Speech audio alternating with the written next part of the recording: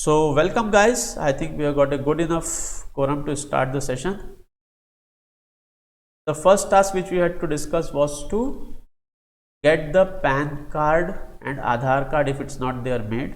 Okay, ask your parents and see if the PAN card is there or not. Okay, or if it's not there, you have to apply for it. It's not a big deal, does not take long. These days the process has become very simple. Earlier it used to take a lot of effort, physical forms had to be filled, lot of other documents had to be attached, but these days a lot of thing is online. It is very easy now, so it does not take much of a time to get your PAN card created.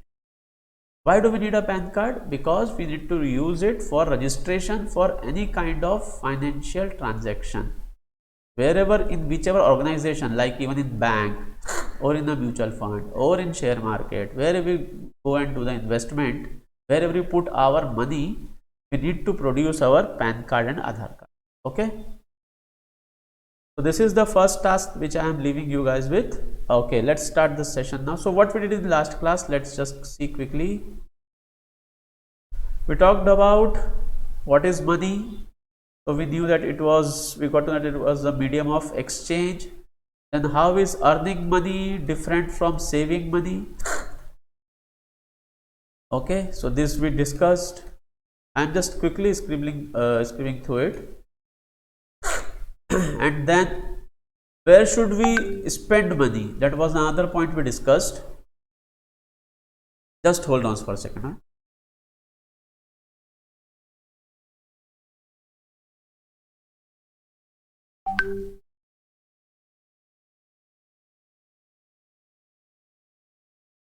Okay, तो sorry, थोड़ा सा बीच में तकनीक की तकलीफ आ गई थी. Okay, तो हमने कहाँ पर पैसा खर्च करना चाहिए और किस तरीके से बचाना चाहिए, इस पे हमने डिस्कस किया था. Okay, and then we went on to discuss some of the things which are need for us and some things which are wants for us.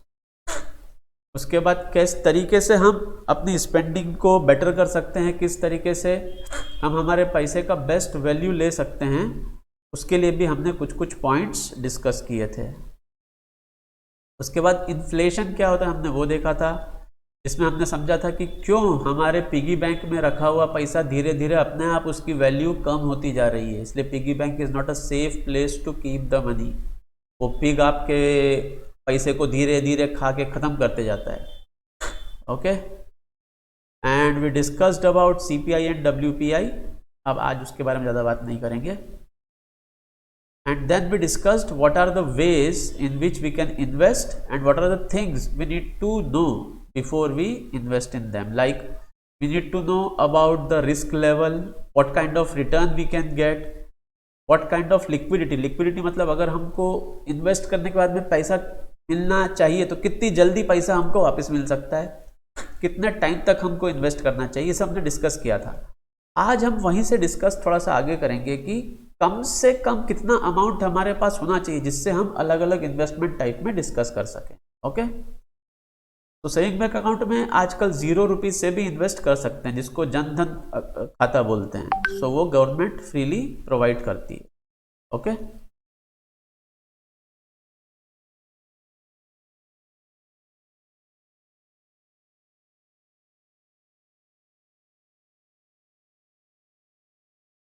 so next we come to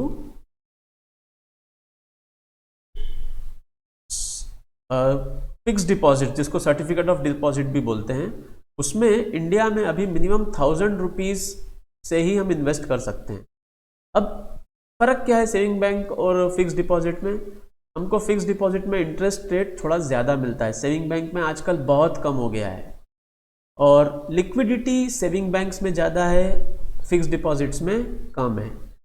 और saving banks में हमको पैसा एक दिन के लिए भी रखा तो भी चलता है, लेकिन फिक्स डिपॉजिट में हम ऑलरेडी एक एग्रीड डेज के लिए या मंथ्स के लिए या ईयर्स के लिए पैसा इन्वेस्ट करते हैं. अगर हमको उससे जल्दी पैसा चाहिए तो उसके लिए हमको फिर थोड़ा पेनल्टी लगती है. लिक्विडिटी तो रहती है, आजकल तो ऑनलाइन भी हम FD को कैंसिल करके पैसा वापस हमारे अकाउंट में ले सकते हैं, बट उसके लिए फिर हमको पेनल्टी लगती है. Okay, then we have got bonds. Bonds का हम डायरेक्टली नहीं इन्वेस्ट कर सकते because bonds are very costly things, but indirectly we can do. उसके लिए मिनिमम अमाउंट जो है वो 1000 रुपीज़ है। उसके बाद स्टॉक्स यानी शेयर मार्केट, शेयर मार्केट में मिनिमम 10 पैसे का भी इन्वेस्टमेंट कर सकते हैं। और अभी जितना मुझे समझ में आया है 18 ईयर्स से कम के लोग भी शेयर मार्केट में इन्वेस्ट कर सकते हैं, लेकिन उनको अपने गार्जियन के डिटेल्स प्रोवाइड करना पड़ते हैं, पेरेंट के डिटेल्स प्रोवाइड करना पड़ते हैं रजिस्ट्रेशन करते टाइम पे। Okay, will discuss about this. Then the next thing is mutual funds. इसमें आज अभी का जो सिचुएशन है उसमें मिनिमम 200 रुपीज़ हमको चाहिए इन्वेस्ट करने के लिए। ओके, तो today we will be talking about share market and mutual funds primarily. Okay, तो इसमें देखिए लिक्विडिटी दोनों में बहुत हाई है, रिस्क लेवल थोड़ा ज़्यादा है और पोटेंशियल रिटर्न भी ज़्यादा है।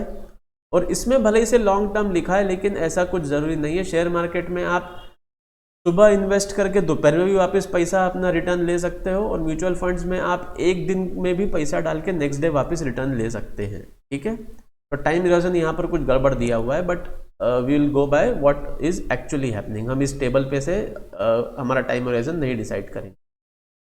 ओके, तो अभी बाकी का थोड़ा सा फटाफट स्किप करके आ जाते हैं आज के सेशन पे। ओके, तो आज हमारा जो सेशन है वो दो चीज़ों पर मेन है। One is about mutual funds. Okay, Achintya, what do you know about mutual funds? Sir उसमें हम दूसरे लोगों को मतलब दूसरे जो उनमें जिनको ज़्यादा नॉलेज है उसके बारे में उनको पैसे देके वो हमारे लिए इन्वेस्ट कर सकते हैं। Very good. तो there are people who have more knowledge, और एटलीस्ट वो ऐसा बोलते हैं कि हमको ज़्यादा आता है, because they have done some certification, they have done some course on that. That's why they are able to claim that they can handle money or they can invest money better. Okay, then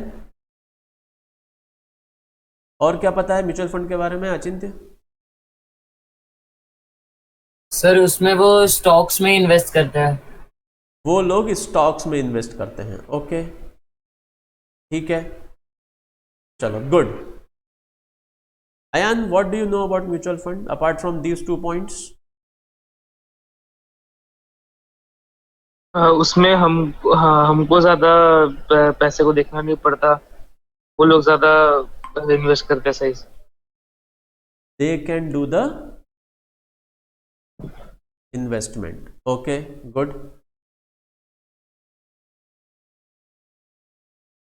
Now mutual fund में क्या क्या चीजें हमको पता होना चाहिए invest करने के पहले, जरा वो देख लें। अब let's understand few things about mutual fund. तो mutual fund, why is it called mutual fund? Because money of many people is collected together and then it is invested in different type of securities or asset classes. Okay, so what is a security? A security can be a stock which is a share or equity. It can be a bond. A bond क्या होता है, एक थोड़ा सा समझ लेते हैं brief में।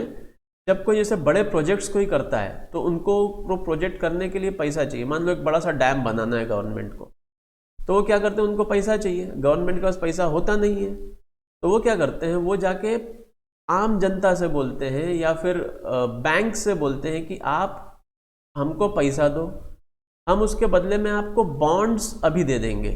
बॉन्ड मतलब एक पेपर ही होता है वो जिसपे अमाउंट लिखा होता है कि इतना पैसा हमको बैंक ने दिया, और वो एक लोन जैसा ही होता है। और उसके बाद उसमें एग्रीड होता है कि 10 साल के बाद हम आपको 7% इंटरेस्ट के साथ में जो भी आपने अमाउंट दिया है वो हम आपको रिटर्न कर देंगे। हमने सिंपल इंटरेस्ट और कंपाउंड इंटरेस्ट तो पढ़ा है ना। ऐसा कोई है जिसको कंपाउंड इंटरेस्ट, सिंपल इंटरेस्ट के बारे में आइडिया नहीं है? यहाँ पे प्लीज हाथ उठा दो। चलो, सबको आइडिया है, सिंपल इंटरेस्ट का तो आइडिया है। तो this is a type of security where the debt is obtained, or basically bond is given by the organization which is taking money and promising that we will return this money to you with some interest after some time. अब वो time 10 साल, 15 साल, 25 साल, कुछ भी हो सकता है, डिपेंडिंग कि किस टाइप का उनका प्रोजेक्ट है।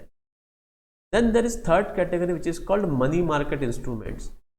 बॉन्ड्स और मनी मार्केट इंस्ट्रूमेंट्स में फ़र्क सिर्फ इतना ही है कि money market instruments short term के लिए होते हैं, बॉन्ड्स जनरली लॉन्ग टर्म 5 साल 10 साल के लिए होते हैं। मनी मार्केट इंस्ट्रूमेंट्स 1 साल से कम के लिए होते हैं, ठीक है। उसके बाद होता है हाइब्रिड फंड्स। तो hybrid is basically a mix of stocks and bonds. And then there are sector based funds. पिछले 5-6 सालों में इंडिया में ये बहुत पॉपुलर होने लग गया है कि नए नए सेक्टर्स डेवलप हो रहे हैं। जैसे इंफ्रास्ट्रक्चर सेक्टर में बहुत सारा इम्प्रूवमेंट हुआ, तो कुछ म्यूचुअल फंड के कंपनीज ने इंफ्रास्ट्रक्चर के नाम से ही एक अलग से स्कीम लॉन्च कर दी। तो म्यूचुअल फंड कंपनीज क्या करते हैं, वो स्कीम लॉन्च करते हैं जिसको वो NFO, न्यू फंड ऑफर ऐसा बोलते हैं, ठीक है। तो म्यूचुअल फंड स्कीम उसको बोलते हैं। अलग अलग हर एक म्यूचुअल फंड कम से कम 4 या 5 स्कीम्स तो लॉन्च करता ही है। जो नए से नया अभी म्यूचुअल फंड कंपनी है वो एक साथ 4 या 5 स्कीम लेके अपना बिजनेस शुरू करते हैं। कुछ कुछ जो एस्टेब्लिश्ड कंपनीज है उनके करीब 25-30 स्कीम्स ऑलरेडी है जिसमें पैसा लोग इन्वेस्ट कर सकते हैं, ओके। तो ये नए टाइप का कैटेगरी आया sector based fund. Infrastructure sector हो गया, या फिर एक नया अभी आया है क्वांट एनालिटिक्स बेस्ड इन्वेस्टमेंट। तो उसके अंदर बहुत सारे कैलकुलेशंस करके कुछ स्पेसिफिक कंपनीज को आइडेंटिफाई करते हैं। एक होता है इमर्जिंग मार्केट्स फंड, यानी जो ऐसे इकोनॉमीज हैं जहाँ पर ज़्यादा ग्रोथ हो रहा है, जैसे वियतनाम है, ताइवान है, इंडोनेशिया है। ये कुछ ऐसे कंट्रीज़ हैं जहाँ पर ग्रोथ रेट काफ़ी अच्छा है, तो वहाँ पर इन्वेस्ट होता है जो पैसा हम इन म्यूचुअल फंड कंपनीज को देते हैं। तो यहाँ पर हमको ये समझ में आया कि सिर्फ शेयर मार्केट में इन्वेस्ट नहीं होता है, 5-6 अलग अलग तरीके से वो इन्वेस्टमेंट हो सकता है, ठीक है। और जैसा कि अयान और अचिंत्य ने बताया कि म्यूचुअल फंड को जो एक्सपर्ट्स होते हैं उनको फंड मैनेजर्स बोलते हैं, वो लोग इन्वेस्ट करते हैं। फंड मैनेजर्स वो लोग हैं जो किसी म्यूचुअल फंड कंपनी के सबसे इम्पॉर्टेंट पर्सन है, क्योंकि वो डिसाइड करते हैं कि जो इतना सारा पैसा कंपनी ने कलेक्ट किया है उसको कहाँ पे इन्वेस्ट करेंगे जिससे लोगों को ज़्यादा रिटर्न मिले। जब लोगों को ज़्यादा रिटर्न मिलेगा तभी और लोग पैसा देंगे, तभी कंपनी को प्रॉफिट होता है। तो अब जरा सोचो, कंपनी का सबसे इम्पॉर्टेंट पर्सन है, मतलब उसको उसकी सैलरी भी सबसे ज़्यादा मिलती होगी। और म्यूचुअल फंड जो फंड मैनेजर्स होते हैं उनकी सैलरी इंडिया के हाईएस्ट पेड एम्प्लॉयज में से एक होती है, ठीक है।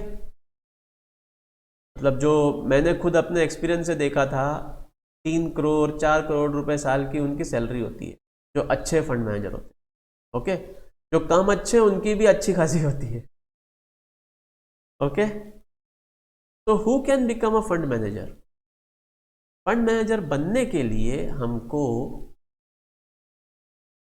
2-3 क्वालिफिकेशंस में से कुछ एक होना चाहिए। या तो हम CFA करके एक एग्ज़ाम होती है जो 3 लेवल की होती है, वो CFA एग्ज़ाम क्लियर कर सकते हैं।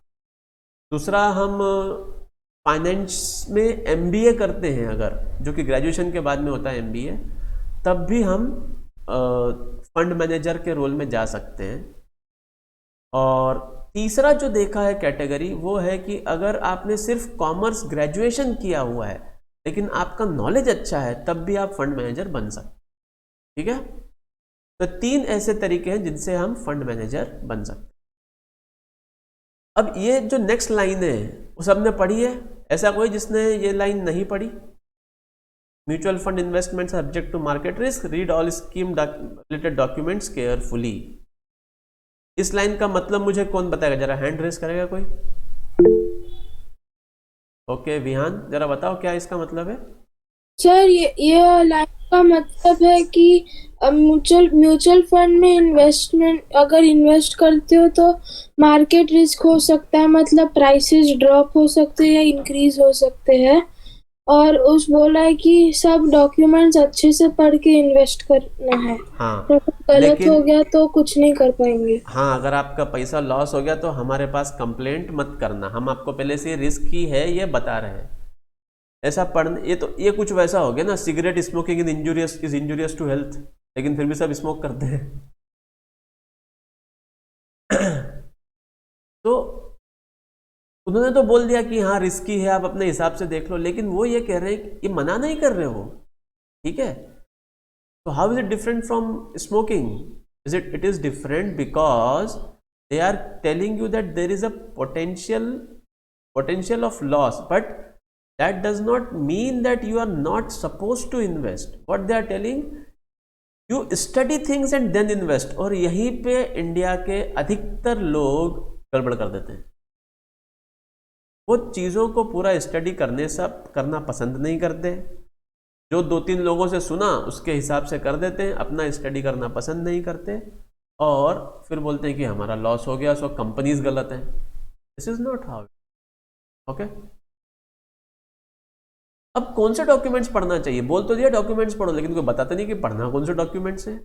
So let's understand which documents are this. For each scheme of any mutual fund company, there are two important documents which are published. These documents are to be made available on their website very clearly for each scheme. एक document का नाम है SID, okay, इसका मतलब सिद्धार्थ नहीं है, इसका मतलब है स्कीम इंफॉर्मेशन डॉक्यूमेंट, ओके। तो this gives some details about the scheme.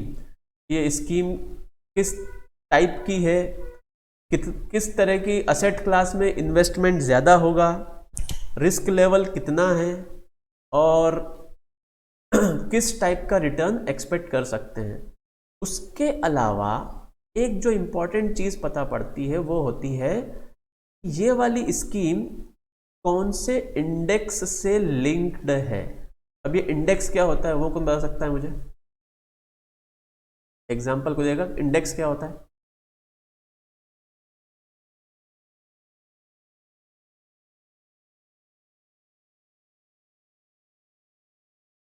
Important चीजों की list. Okay, so in terms of finance, index is slightly different. Index shows a base on which other parameters are compared. जो India में well known indexes हैं वो एक है Bombay stock exchange, जिसका index का नाम है SENSEX, सेंसेक्स, BSE सेंसेक्स। नाम सुना है? ऐसा कोई जिसने नाम नहीं सुना? BSE Sensex, okay. तो BSE Sensex is a indication कि लोग किस तरीके से इन्वेस्ट कर रहे हैं, या फिर कौन कौन से कंपनीज हैं जिनके स्टॉक्स का वैल्यू बढ़ रहा है, वो एक इंडिकेशन होता है। Will understand this about it in more details in some time, there is a section on this. तो बेंचमार्क कौन सा है वो हमको SID और KIM यानी की इंफॉर्मेशन मेमोरेंडम में पता पड़ता है, ठीक है। तो इफ़ यू आर कंसिडरिंग कि अगर मेरे पास 200 रुपीज़ है, मुझे उसको 400 में कन्वर्ट करना है, तो this is how you have to start. You have to first start by studying कि कौन सी जगह पर अच्छे से, ठीक है। अभी ये एक पार्ट हुआ कि हमने डॉक्यूमेंट को हाथ में ले लिया, अब हमको पढ़ना है, लेकिन हमको वहाँ पर कुछ टर्म्स मिलेगी जो हमको परेशान करेगी। तो उसमें से कुछ टर्म्स को हम समझ लेते हैं। जब भी हम किसी म्यूचुअल फंड कंपनी में हमारा पैसा देते हैं, उसके बदले में वो कंपनी हमको यूनिट्स अलॉट करती है, ठीक है। They are called units, and these units are having the same value. Daily उस यूनिट की वैल्यू चेंज होती है, और उस वैल्यू का नाम है नेट असेट वैल्यू, ओके। तो net asset value actually unit की वैल्यू है, हर स्कीम की एक यूनिट का वैल्यू कितना है वो हमको NAV से पता पड़ता है। हाँ आयान बोलो। गलती से हैंडल्स होता है। Okay, no problem. So net asset value क्यों हमको इंपॉर्टेंट है? क्योंकि प्राइस कितना या बढ़ा या घटा वो हमको प्राइस या रुपी के फॉर्म में नहीं दिया होता है म्यूचुअल फंड्स में, वो हमको दिया होता है NAV के फॉर्म में। आप किसी म्यूचुअल फंड वाले के पास जाके पूछोगे कि कितना प्राइस कम हुआ या बढ़ा आपके स्कीम का, तो वो आपको एक एनएवी का ऐसा चार्ट बना के दे देंगे कि पिछले 1 साल में ये एनएवी इतने से इतना बढ़ा है। ठीक है, जनरली कोई भी नया स्कीम जब लॉन्च होता है तो उसमें एनएवी रखते हैं 10 रुपीज। ओके, ₹10 पर यूनिट, ये उसकी यूनिट होती है, 10 रुपीज पर यूनिट। और अगर वो उसमें और लोग इन्वेस्ट करते जा रहे हैं तो उसका एनएवी धीरे धीरे बढ़ते जाता है। तो इसको एग्जांपल से समझते हैं। मेरे पास 100 रुपीज़ है और मैंने जिस दिन इन्वेस्टमेंट किया उस दिन एनएवी 10 रुपीज़ था। तो जरा चैट में मुझे टाइप करके बताओ मुझे कितने यूनिट्स मिलेंगे।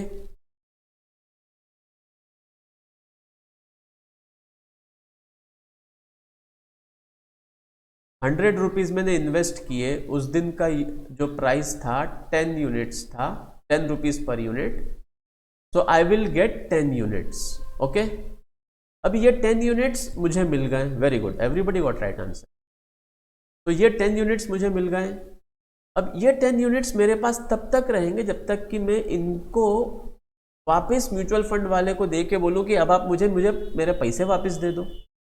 तो जिस दिन मान लो 2 साल के बाद मुझे इच्छा हुई कि चलो अभी जो पैसा दिया था मैंने 2 साल पहले, लेट्स टेक इट बैक, तो मैं म्यूचुअल फंड कंपनी के ऑनलाइन पोर्टल पे जाऊंगा, मैं वहां पर लॉगिन करूंगा और मैं बोलूंगा कि मुझे जो मैंने 2 साल पहले आपके एक पर्टिकुलर स्कीम में पैसे दिए थे मुझे वो वापस चाहिए। तो पूछेंगे अच्छा आपको कितने यूनिट्स चाहिए, तो मैं कहूँगा मुझे सारे यूनिट्स चाहिए। तो वो चेक करेंगे भाई कितने यूनिट्स दिए थे जब पैसा खरीदा था, जब म्यूचुअल फंड में इन्वेस्ट किया था। तो जैसा कि आपने बताया 10 यूनिट्स थे। उसके बाद वो चेक करेंगे कि जिस दिन मैंने रिक्वेस्ट किया है उस दिन का एनएवी कितना है। तो अगर मान लो उस दिन का एनएवी 15 रुपीज़ है, 15 रुपीज़ पर यूनिट अगर एनएवी है तो मुझे कितने रुपीज़ वापस मिलेंगे। Very good. People are quite fast now. I will get 150 rupees in return. Now मुझे 2 साल में कितना % इंक्रीज मिला, मेरा पैसा कितना % बढ़ गया। Can somebody answer this? मैंने दिया था 100 रुपीज, मुझे 150 रुपीज वापस मिला है, तो I have gotten return of 50%। और अगर आप अपने पेरेंट्स को जाके ये बताते हो कि मैं 2 साल में कहीं से 50% का रिटर्न लेके आपको दे रहा हूँ, तो आपको बहुत सारी ब्लेसिंग्स मिलेगी। क्योंकि अधिकतर इन्वेस्टमेंट के जो तरीके होते हैं, जो ट्रेडिशनल तरीके हैं, वो 5 to 10% ही रिटर्न देते हैं 1 साल में। 2 साल में होगा तो 10 to 20% होगा। You are giving 50% return. This has actually happened in last 3 years in mutual funds and in share market. Share market में तो बहुत ज़्यादा हुआ है। म्यूचुअल फंड्स में 50% रिटर्न लोगों को मिला है जिस 2 साल के अंदर, अधिकतर अच्छी स्कीम्स में। ओके, तो now you understood what is NAV. NAV is the daily calculation of change in value of units which are purchased when we invest. समझ गए? ऐसा कोई है जिसको अभी भी समझना है? आरव भाई साहब थोड़ा लेट आए, आरव हो कि नहीं हो अभी?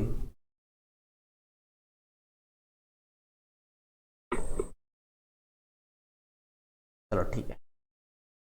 So next thing is SIP। ये हमने जो अभी डिस्कस किया था वो था कि हमने एक बार इन्वेस्ट किया और 2 साल के बाद में रिटर्न लिया। लेकिन ऐसा भी कई बार हो सकता है कि 2 साल के बाद जब हमको पैसे लेने की इच्छा है तब एक्चुअली NAV 10 से भी कम हो गया। ऐसा पॉसिबिलिटी होता है क्योंकि mutual funds are subject to market risk. तो क्या करेंगे? ऐसे से बचने के लिए म्यूचुअल फंड कंपनी ने एक तरीका निकाला। उन्होंने कहा कि देखो मार्केट कभी ऊपर जाता है कभी नीचे जाता है। बेस्ट इन्वेस्टमेंट का तरीका है कि जब मार्केट नीचे हो, यानी जब NAV कम हो तब आप इन्वेस्ट करो और जब ज़्यादा हो तब आप अपना पैसा वापस लो। This is the best strategy. Everybody tries to follows that, कोई नई चीज़ नहीं है ना। बॉम्बे स्टॉक एक्सचेंज आज से करीब 150 ईयर्स पहले से है, national stock exchange around 33 years पहले से है, तो लोगों को पता है कि क्या करना है, लेकिन फिर भी नुकसान होता है।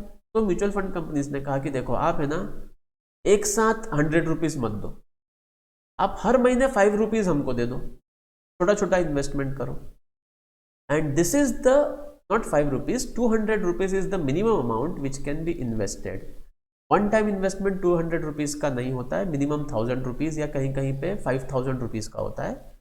लेकिन अगर आप मंथली इन्वेस्टमेंट का प्रॉमिस करते हो किसी म्यूचुअल फंड कंपनी को कि हम आपको हर महीने मंथली पैसा देंगे, आप उसको मैनेज करो, तो फिर वो 200 रुपीज़ का भी इन्वेस्टमेंट आप स्टार्ट कर सकते हैं। कोई बड़ा बड़ा पैसा रख के इन्वेस्ट करने की ज़रूरत नहीं है आजकल म्यूचुअल फंड।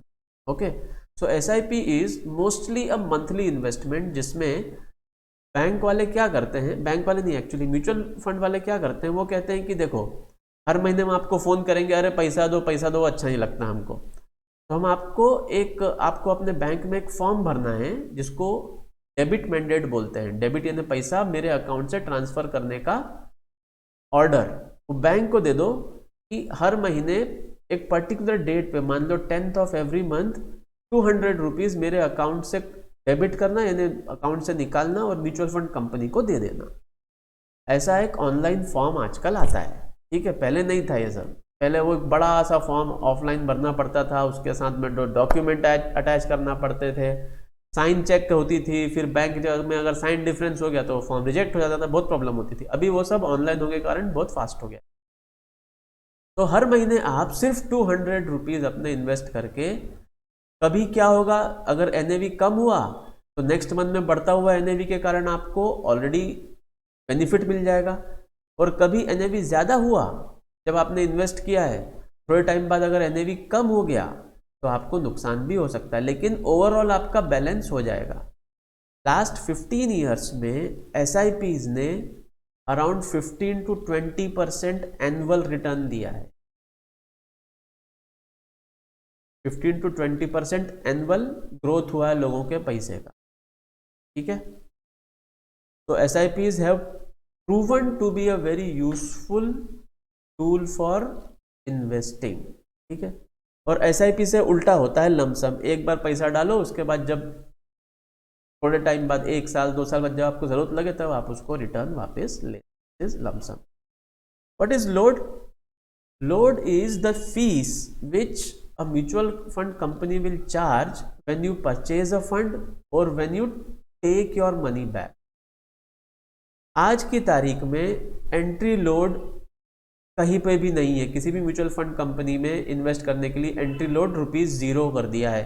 ये 15 ईयर्स पहले गवर्नमेंट ने ऑर्डर कर दिया था। लेकिन जब आपको पैसा निकालना है तो उसके लिए कुछ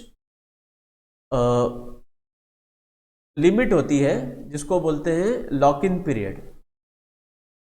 तो लॉक इन पीरियड से बाद में अगर आप पैसा अपना वापस मांगोगे, मान लो किसी स्कीम में लॉक इन पीरियड 1 ईयर है, किसी में लॉक इन पीरियड 2 ईयर है, किसी में 3 ईयर है, तो लॉक इन पीरियड पास होने के बाद में अगर आपने अपना पैसा वापस मांगा तो आपको कोई एग्जिट लोड नहीं है। जितना आपने पैसा इन्वेस्ट किया था उस हिसाब से जितना ग्रो हुआ है पूरा का पूरा आपको मिल जाएगा, ठीक है। कुछ टैक्सेस वगैरह कटते हैं, वो तो गवर्नमेंट अपना शेयर लेके ही जाती है यहाँ पर भी, तो उतना कट के आपको अपना पूरा पैसा मिल जाएगा। कंपनी कुछ भी अपने पास as a exit load charge नहीं कर सकती आपको, ठीक है। लेकिन अगर आप लॉक इन पीरियड से पहले अगर पैसा विड्रॉ करते हो तो उसका कुछ 1% ऑफ द इन्वेस्टेड अमाउंट या 2%, ऐसा कहीं कहीं पे अलग अलग आपको चार्जेस देना पड़ते हैं, ओके। अब म्यूचुअल फंड स्कीम में क्या और वेरिएशंस होते हैं, तो हर स्कीम में 2 चीजें एडिशनल होती है, ठीक है। एक होता है स्कीम का प्लान। अब प्लान 2 टाइप के होते हैं, एक होता है डायरेक्ट और एक होता है रेगुलर। अच्छा, ये थोड़ा सा मोनोलॉग टाइप हो रहा है, तो अभी तक जो मैं बोल रहा हूँ समझ में आ रहा है? ऐसा है जो किसी को कुछ नहीं समझा यहाँ तक?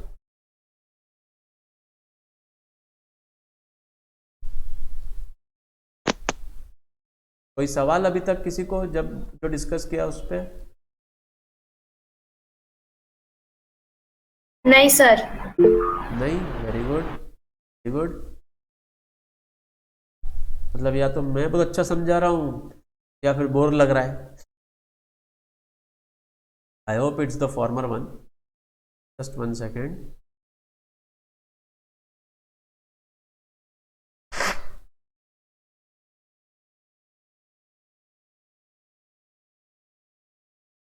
ओके, तो म्यूचुअल फंड स्कीम, कोई सी भी स्कीम है उसमें दो पार्ट्स और होते हैं, एक प्लान और एक ऑप्शन। तो प्लान में दो प्लान्स होते हैं, एक होता है डायरेक्ट प्लान और एक होता है रेगुलर प्लान। डायरेक्ट प्लान का मतलब है कि customer directly mutual fund company के ऑफिस या वेबसाइट में गया और उसने वहाँ पर जाके अपना पैसा दे दिया, ऑनलाइन पेमेंट कर दिया या चेक से कर दिया, जैसे भी है, और वहाँ पर कंपनी में पैसा इन्वेस्ट किया, म्यूचुअल फंड कंपनी में। रेगुलर प्लान होता है कि कस्टमर की फाइनेंशियल एडवाइज़र के पास गया। इंडिया में करीब 10 लाख लोग ऐसे हैं जो एज अ फाइनेंशियल एडवाइज़र काम करते हैं। वो आपको एडवाइस भी करते हैं कि कौन सा प्लान अच्छा है, और आपको वो हेल्प भी करते हैं उसमें इन्वेस्ट करने में। उनके पास में सारे इन्वेस्टमेंट के फॉर्म्स पहले से रेडी होते हैं, सिर्फ आपके 2-3 साइन लेंगे और बोलेंगे कि आपका इन्वेस्टमेंट हम करवा देंगे, लेकिन उसके लिए वो चार्ज करते हैं। ओके, आप किसी फाइनेंशियल एडवाइजर को जानते हो अपनी फैमिली में? ऐसा कोई है जो इंश्योरेंस, म्यूचुअल फंड, डीमैट इस सब में हेल्प करते हो आपके फैमिली में, अगर या फिर कोई करते हो? नो? ओके, या तो पेरेंट्स खुद ही करते होंगे या फिर बिल्कुल नहीं करते होंगे। तो फाइनेंशियल एडवाइज़र, आपको एक्चुअली पेरेंट्स से पूछना चाहिए कि क्या आप फाइनेंशियल एडवाइज़र के थ्रू इन्वेस्ट करते हो अपना पैसा या फिर आप खुद ही करते हो। और अगर कोई है फाइनेंशियल एडवाइज़र तो कौन है, क्या वो मेरे को इन्वेस्टमेंट करने में हेल्प कर सकते हैं? तो जनरली क्या होता है, डायरेक्ट प्लान जब हम इन्वेस्ट करते हैं तो जो हमको यूनिट्स मिलती हैं वो थोड़ी सी ज़्यादा मिलती हैं। क्यों ज़्यादा मिलती हैं? क्योंकि रेगुलर प्लान में जब फाइनेंशियल एडवाइज़र इन्वेस्ट करते हैं हमारे से इन्फॉर्मेशन सब डिटेल्स लेके, तो वो एक फॉर्म में एक जगह पे लिखते हैं कि मैं फाइनेंशियल एडवाइज़र हूँ और मैं इनको हेल्प कर रहा हूँ इन्वेस्टमेंट में, तो मुझे कुछ पैसा मिलना चाहिए। उनका कमीशन उसमें से कम होता है। इसीलिए जब हम डायरेक्ट प्लान में इन्वेस्ट करते हैं तो हमको थोड़े से ज़्यादा यूनिट्स मिलते हैं, जब हम रेगुलर में इन्वेस्ट करते हैं तो थोड़े से कम यूनिट्स मिलते हैं। ठीक है, तो डायरेक्ट प्लान में इन्वेस्ट तभी करना हमको बेटर है जब हमने ये SID और KIM का स्टडी कर लिया हो, स्कीम्स का स्टडी कर लिया हो। ऐसा 2 लोगों से बात सुन के व्हाट्सएप पे पढ़ के किया तो मतलब हम कुछ गड़बड़ कर रहे हैं। ठीक है, इंस्टाग्राम, व्हाट्सएप, यहाँ पर खूब ज्ञान देते हैं लोग, जिनके खुद के पैसे डूबे हुए, वो भी बताते हैं कि देखो ऐसा कर लोगे तो हो जाएगा। ऐसा नहीं होता है, आपको अपना ज्ञान खुद लेना पड़ता है, या फिर किसी certified financial advisor, there is a certification of financial advisors, certified financial advisor है, उसी को की हेल्प से आप करो। फिर भले से उसको अगर आपको कुछ कमीशन, तब आप खुद, आपको अलग से देने की ज़रूरत नहीं है, वो अपने आप, आपने जो कंपनी को पैसा दिया इन्वेस्टमेंट के लिए उसमें से डिडक्ट होकर उनको कमीशन मिल जाता है। ओके, ये एक पार्ट हो गया। ये तो हुआ कि जब हमने पैसा दिया तो किस तरीके से दिया। अब जो पैसा ग्रो हो रहा है, हमने इन्वेस्ट कर दिया, तो ग्रो हो रहे पैसे का क्या होना चाहिए? आप वो पैसा हर 3 महीने बाद वापस लेना चाहोगे, जिसको डिविडेंड बोलते हैं, या फिर आप चाहोगे कि वो पैसा ग्रो होता ही रहे, होता ही रहे, होता ही रहे। तो ये 2 चीज़ें में से हमको एक चुनना पड़ता है कि हम या तो डिविडेंड ऑप्शन चूज करेंगे या ग्रोथ ऑप्शन चूज करेंगे। ओके, तो एक स्कीम चुनना है, उसके बाद एक प्लान चुनना है और उसके बाद एक ऑप्शन चुनना है। ये 3 चीज़ें चूज करने के बाद हम फाइनलाइज कर सकते हैं कि किस तरीके से हमारा स्कीम, कौन सा स्कीम हमारे लिए बेस्ट है। ठीक है, तो एकदम स्ट्रेट फॉरवर्ड नहीं है बैंक अकाउंट जैसा कि गए, अकाउंट खोला, पैसा डाल दिया, चलो शुरू हो गया काम। थोड़ा सा स्टडी लगेगा, थोड़ा सा समझना लगेगा इसमें, लेकिन बैंक के कंपैरिजन में ये एक बार आपका सेटअप हो गया ना, उसके बाद आपको ज़्यादा सोचना नहीं पड़ता। इसके अंदर आप बहुत सीमलेसली, बहुत इजीली अपना पैसा इन्वेस्ट और विड्रॉ भी कर सकते हो। विड्रॉ को रिडेम्पशन बोलते हैं म्यूचुअल फंड्स के भाषा में। ओके, अभी असेट अलोकेशन क्या होता है, कोई मुझे थोड़ा सा बताएगा? असेट क्लास से रिलेटेड है वो।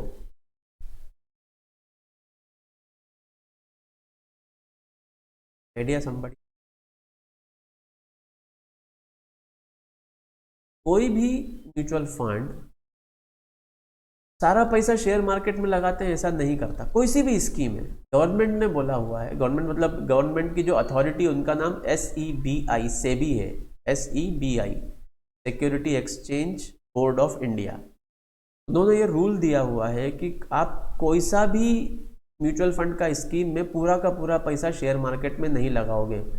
कुछ पार्ट आपको दूसरे जो सिक्योरिटीज़ हैं जैसे बॉन्ड्स हो गया या मनी मार्केट हो गया उसमें आपको लगाना ही पड़ेगा, ज़रूरी है। ठीक है, तो जितना ज़्यादा शेयर मार्केट में पैसा लगेगा उतना रिस्क लेवल ज़्यादा होता है। तो अब हम समझते हैं कि किस तरीके से स्कीम्स की डिटेल्स हमको मिलती है। ठीक है, अच्छा म्यूचुअल फंड स्टार्ट कैसे करना है? सबसे पहले हमको स्टडी करना पड़ेगा कि कौन सा म्यूचुअल फंड हमारे लिए सही है। उसके बाद जैसे हमने बात की थी कि हम ऑनलाइन भी किसी कंपनी में रजिस्टर कर सकते हैं। अभी इंडिया में 44 म्यूचुअल फंड कंपनीज हैं काम कर रहे हैं। ठीक है, उनमें जो बड़े बड़े बैंक्स हैं, अधिकतर बैंक्स की खुद की म्यूचुअल फंड कंपनी है। जैसे SBI बैंक का एक SBI म्यूचुअल फंड है, ICICI बैंक का ICICI म्यूचुअल फंड है, HDFC का भी एक म्यूचुअल फंड है, कोटक बैंक का म्यूचुअल फंड है, एक्सिस बैंक का म्यूचुअल फंड है। इन सब की म्यूचुअल फंड कंपनीज भी हैं। ठीक है, तो ये अच्छे प्लेटफॉर्म से जहाँ पर इन्वेस्ट कर सकते हैं। कुछ कंपनीज ऐसी जो बहुत छोटी हैं, 2-4 लोगों ने कभी शुरू की होगी 8-10 साल पहले, वो अभी भी काम कर रही हैं। ठीक है, बट वो लोगों को अच्छे रिटर्न्स भी कभी कभी देती हैं। सो हमको थोड़ा सा स्टडी करना पड़ता है कि कौन सा म्यूचुअल फंड कंपनी हमारे लिए सेफ प्लस अच्छे रिटर्न वाला होगा। ओके, तो हमने रजिस्टर कर दिया उस म्यूचुअल फंड कंपनी में जाके। जब हम रजिस्टर करते हैं उस टाइम पे एक प्रोसेस होता है KYC। Can somebody tell me what is full form of KYC?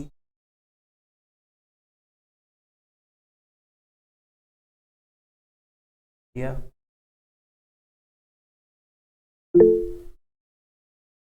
Okay Vihaan? Sir ये KYC का मतलब नो योर कस्टमर।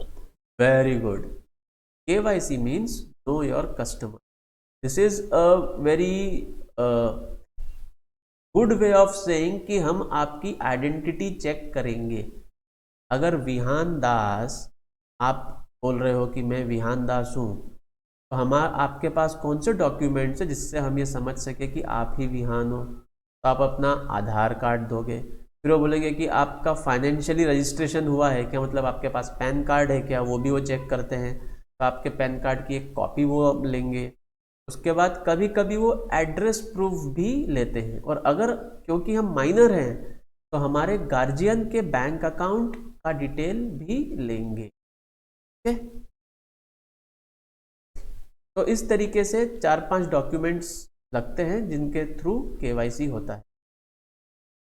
आजकल KYC का प्रोसेस भी बहुत फास्ट हो गया है। AI की हेल्प से आपका इमेज कैप्चर होता है। वो एक कैमरा, आपको बोलते हैं कि आप एक मोबाइल अपना ऑन करके वीडियो कैप्चर आपका करते हैं, उसके बाद आपको डॉक्यूमेंट उसी कैमरे से अपलोड स्नैप लेके अपलोड करने का बोलते हैं। वो डॉक्यूमेंट्स का AI के थ्रू पूरा वेरिफिकेशन होता है कि कहीं कुछ ऐसा नकली डॉक्यूमेंट तो नहीं है, और 2 मिनट के अंदर आपका KYC ऑनलाइन में पूरा हो जाता है। ठीक है, जो पहले 5-6 दिन का टाइम लगता था। और अगर आपका KYC सक्सेसफुल हो गया तो आप अपने बैंक अकाउंट को रजिस्टर करके म्यूचुअल फंड के साथ में अपना इन्वेस्टमेंट शुरू कर सकते हैं। ठीक है, अब इन्वेस्टमेंट शुरू करने के लिए हमने स्कीम के बारे में पढ़ा था, थोड़ा सा डरावना लग रहा है ये, तो हम यहाँ पर 2 स्कीम्स जो अलग अलग टाइप की है उनकी कंपेयर करेंगे। ठीक है, ये दोनों स्कीम एक ही कंपनी की है जिसका नाम है एक्सिस म्यूचुअल फंड। ये एक्सिस बैंक का एक म्यूचुअल फंड कंपनी है। तो हमने पढ़ा था SID और KIM में हमको स्टडी करना चाहिए। क्या क्या चीज़ स्टडी करना चाहिए? वो तो एक ऐसा 12 पेज का मोटा सा डॉक्यूमेंट है, उसमें बहुत छोटे छोटे फॉन्ट में सब लिखा हुआ है। तो जो इम्पोर्टेंट चीज़ जो हमको स्टडी करना चाहिए वो है सबसे पहला कि इस स्कीम का रिस्क लेवल कितना है। ये एक रिस्कोमीटर हमको दिख रहा है। Let me see if I can zoom it. अभी दिख रहा है रिस्कोमीटर क्लियरली? ये बताता है कि इस स्कीम में रिस्क करने मतलब कितना लेवल का रिस्क है। तो यहाँ पर बता रहे हैं कि वेरी हाई। कौन सा स्कीम था ये था blue chip, axis blue chip fund. Okay, और जिस बेंचमार्क से कंपेयर करके, ये इंडेक्स है, इंडेक्स का नाम क्या है, BSE 100, उसमें कितना रिस्क है, उसमें भी वेरी हाई रिस्क ही। अब देखो यहाँ पर हम ये भी देखते हैं इसमें कितना कितना अलोकेशन इसमें होगा।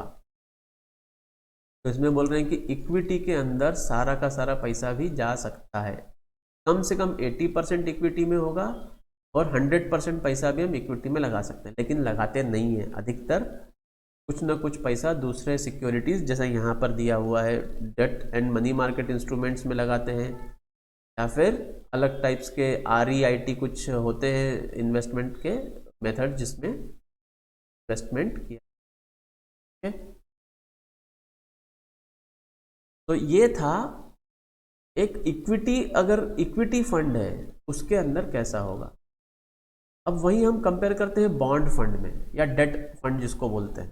ठीक है, वहां पर देखो रिस्क लेवल एकदम कम हो गया, मॉडरेटली हाई रिस्क हो गया। ठीक है, क्योंकि मैक्सिमम जो अलोकेशन है वो डेट फंड के अंदर होगा, यानी किसी को लोन देने में यूज होगा, और ओनली अप टू 25% ही होगा।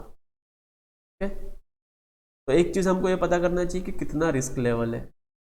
दूसरा, किस किस कंपनी में इन्वेस्टमेंट हुआ, ये हर स्कीम के लिए हर कंपनी को डिक्लेयर करना पड़ता है कि हमने 10% हमारा जो भी हमको पैसा मिला है उससे हमने बजाज फाइनेंस के 10% शेयर लिए, ICICI बैंक के 10% शेयर लिए, कोई एवेन्यू सुपर मार्ट्स करके कंपनी है, पता नहीं क्या है वो, के 7% लिए, ऐसा कर सकते हैं। अब एक इम्पॉर्टेंट टिप, अगर आप अलग अच्छे अच्छे 5-6 कंपनियों का ये स्टडी कर लिए कहाँ कहाँ पर वो पैसा इन्वेस्ट करते हैं, पिछले 2 साल में कहाँ कहाँ पर उन्होंने पैसा इन्वेस्ट किया है, तो आप डायरेक्टली म्यूचुअल फंड में इन्वेस्ट करने के बजाय डायरेक्टली शेयर मार्केट में इन्वेस्ट कर सकते हैं।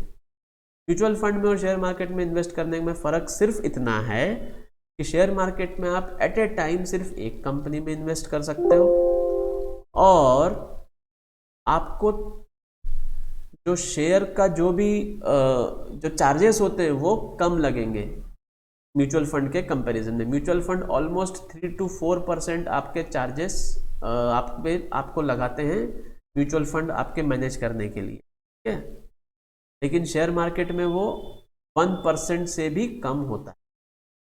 ठीक है, तो अगर कोई स्मार्ट बच्चा है तो वो क्या करेगा, ऐसे अलग अलग कंपनीज के कौन कौन से जैसे कॉमन कंपनीज है, मतलब अलग अलग म्यूचुअल फंड कंपनीज के डॉक्यूमेंट्स स्टडी करेगा, कौन सी कॉमन कंपनीज है जहां पर हर कोई इन्वेस्ट कर रहा है वहां पर अपना इन्वेस्टमेंट कर देगा।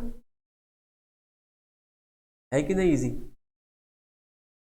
तो फिर उसके बाद हमको म्यूचुअल फंड में जाने की ज़रूरत ही नहीं है, बट वो फिर पूरा रिस्क हमारा खुद का हो जाता है, लॉस हुआ तब पूरा हमारा। देखो म्यूचुअल फंड में भी लॉस आप अगर आपको कुछ लॉस हो गया तो आप किसी को जाके ब्लेम नहीं कर सकते, कोई आपको पैसा रिटर्न नहीं करने वाला है। लेकिन यही है कि क्योंकि एक्सपर्ट्स हैं तो रिस्क लेवल थोड़ा कम हो जाता है। अगर आपको कॉन्फिडेंस है कि कुछ कंपनीज ऐसी है जिनके शेयर्स अच्छा ही करने वाले हैं तो आप डायरेक्टली शेयर मार्केट में भी इन्वेस्ट कर सकते हैं। अभी तक मैं जो बताया है उसमें कहीं पे कुछ डाउट हुआ? Let's go back and see क्या क्या चीज़ें करी हैं, then you can just tell यहाँ पर कुछ डाउट है। Okay, we started with what is mutual fund. इसमें कहीं पे कुछ ऐसा लग रहा है कि अभी भी कुछ चीज़ क्लियर नहीं हुई?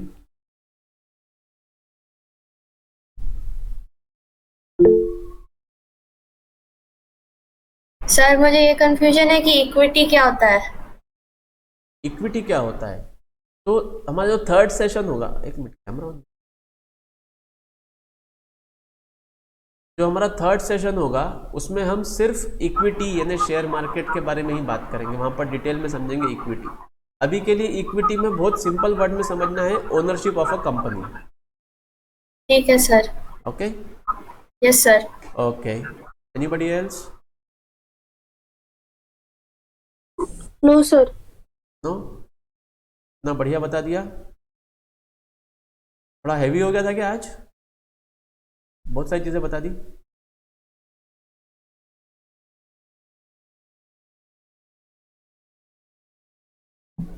Yes sir. ये भी हो गया ना, 2 मिनट में एंड ही कर रहे हैं, बाद आपको भी, आज तो वेडनेसडे, आज तो आराम है, ठीक है। तो म्यूचुअल फंड में ओपन करने के लिए बहुत मुश्किल से 10-15 मिनट का प्रोसेस होता है, आपका अकाउंट तुरंत ओपन हो सकता है, आजकल ऑनलाइन ही होता है अधिकतर, तो उसमें कुछ करने की ज़रूरत नहीं है। It's always preferred to invest in mutual funds directly, because mutual fund companies anyways have expert to give you advice कि आपको किस में करना है, आप कितना आप उसमें रिटर्न चाहते हो, उसके हिसाब से आप इक्विटी या फिर डेट स्कीम के अंदर इन्वेस्ट कर सकते हैं, ठीक है। इक्विटी टाइप ऑफ स्कीम मतलब जिसके अंदर शेयर मार्केट का परसेंटेज ज़्यादा है, डेट टाइप ऑफ स्कीम मतलब जिसके अंदर शेयर मार्केट का परसेंटेज कम है, डेट का परसेंटेज यानी लोन का परसेंटेज ज़्यादा है, ओके। यस विहान बोलो। सर हमें कैसे पता चलेगा कि वो कंपनी हमें मतलब रियल है, फेक नहीं है?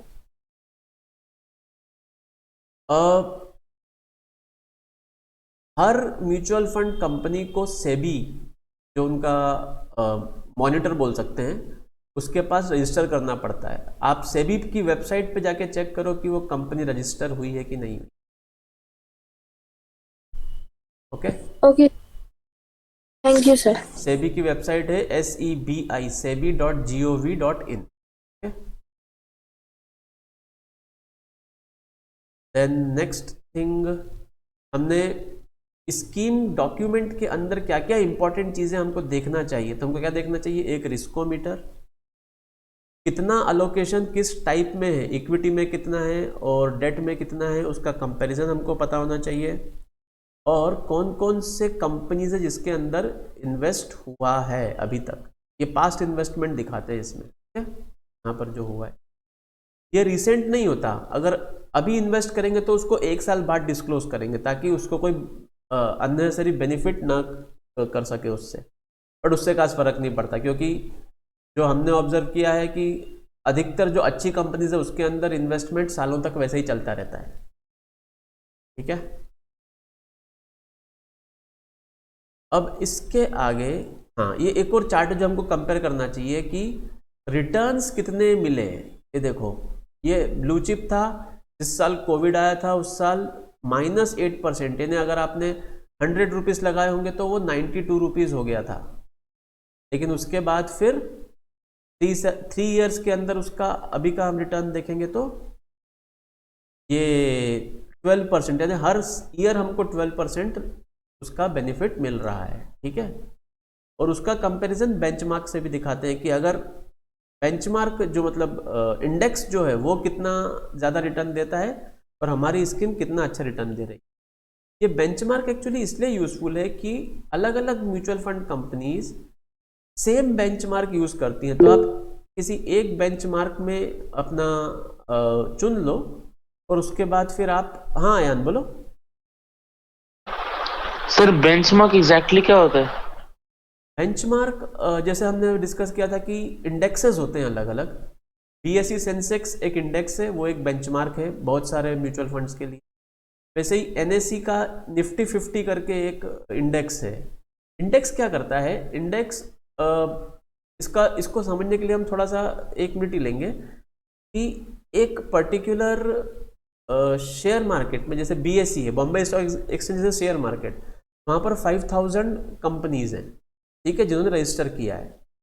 तो उसमें से BSE सेंसेक्स सिर्फ 50 कंपनीज के शेयर्स को कंपेयर करके उनका एवरेज निकालता है डेली, और उससे पता पड़ता है कि BSE सेंसेक्स कितना अच्छा या बुरा कर रहा है। वैसे ही म्यूचुअल फंड वाले भी वैसे ही कुछ कंपनीज में इन्वेस्ट करते हैं और फिर वो BSE से कंपेयर करते हैं कि BSE के जो कंपनीज थे और हमारे जो कंपनीज जहाँ पर हमने जिसके शेयर लिए हैं वो हमारे कंपनीज ज़्यादा अच्छे कर रहे हैं कि BSE के कंपनीज ज़्यादा अच्छे कर रहे हैं, क्योंकि एक ही इंडेक्स अलग अलग म्यूचुअल फंड कंपनीज यूज़ करती हैं, तो आप इजीली कंपेयर करके समझ सकते हो कि कौन सा म्यूचुअल फंड ज़्यादा अच्छा रिटर्न दे रहा है, ठीक है। तो बेसिकली इंडेक्स का ये फ़ायदा है कि आप 2 अलग अलग म्यूचुअल फंड कंपनीज के रिटर्न्स यानी कितना पैसा आपको मिलेगा वो कंपेयर करने के लिए यूज़ कर सकते हैं। कोई भी म्यूचुअल फंड कंपनी अपने से दूसरी कंपनी का कंपेयर करके नहीं देती, हर कोई इंडेक्स से रिफर करके देता है, कंपेयर करके देता है। ओके, तो यहाँ पे कंपनी का रिटर्न बेटर है बेंचमार्क से? नहीं, देखो बेंचमार्क का रिटर्न बेटर है कंपनी से एक साल 5 ईयर रिटर्न से? अगर आप इसमें देखोगे ये वाले साल में, तो यहाँ पर बेंचमार्क ज़्यादा अच्छा है, यहाँ पर बेंचमार्क ज़्यादा अच्छा है, लेकिन कोविड के पहले कंपनी का ज़्यादा अच्छा था। हाँ। Okay, so year on year ये चेंज होता रहता है। यहाँ पर देखोगे तो यहाँ पर company is doing better than the benchmark. Okay, but amount of return देखो, इन 2021 73% रिटर्न मिला था लोगों को। तो what is a good time to invest, वो भी बहुत इंपॉर्टेंट होता है। ओके, और कुछ क्वेश्चन? तो आज वैसे तो हमारा एम था, हाँ बोलो, कोई कुछ बोल रहा है? बोलो विहान। सर अगर हम एक कंपनी में फॉर एग्जांपल 50,000 इन्वेस्ट करते हैं, तो अगर 50% रिटर्न मिला तो 1 लाख मिलेगा। ये मैथ्स का क्वेश्चन है, हाँ ये हम क्लास में डिस्कस करेंगे। ठीक है सर। रिटर्न कैसे कैलकुलेट करना, will see that. Okay, any other question guys? Okay, actually aim था कि आज हम शेयर मार्केट वाला पार्ट भी कवर करें, बट इसमें टाइम लग गया। So will have one more session where we will cover share market also and maybe one more way of investing. Will see which one is a good one at your level, तो आप immediately start कर सकते। Okay, अभी और कुछ question नहीं है तो हम सेशन एंड कर देंगे। क्वेश्चन है तो तुरंत बोलो।